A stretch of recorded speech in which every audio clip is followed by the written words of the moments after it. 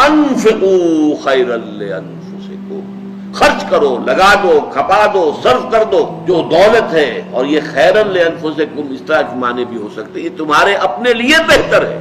یہاں سب کچھ اللہ کی راہ میں لگا دینا اصل میں خرچ نہیں ہے، یہ تو اللہ کے ڈیوائن بینک میں ڈپازٹ ہو گیا ہے.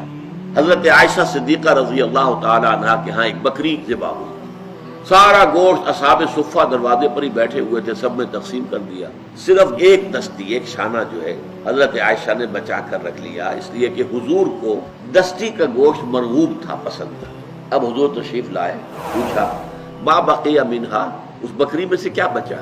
حضرت عائشہ نے عرض کیا ما بقی منہا الا کتفھا، کچھ نہیں بچا، سب اللہ کی راہ میں ہم نے دے دیا سوائے ایک دستی کے. فرمایا بقیہ کلھا الا کتفھا، ساری بکری بچ گئی ہے سوائے اس دستی کے. یہ دستی ہم کھا لیں گے، کنزیوم ہو گئی، ختم ہو گئی، اور جو اللہ کی راہ میں دے دیا گیا وہ بچت ہے. یہ نقطہ نظر کی تبدیلی ہے. آخرت پر یقین ہے تو یہ نتیجہ نکلے گا کہ اللہ کی راہ میں خرچ کرنا حقیقت میں بچت ہے، انویسٹمنٹ ہے. دنیا میں سود حرام ہے اور وہاں کا سود 100 گنا بھی جائز ہے.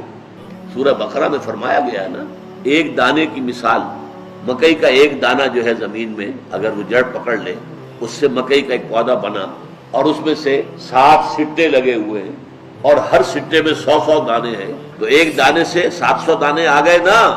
یہی مثال ہے جو مال اللہ کی راہ میں خرچ کیا جائے 700 گنا، بلکہ جس کو اللہ چاہے گا اور بھی بڑھا دے گا اور بھی اضافہ کر دے گا.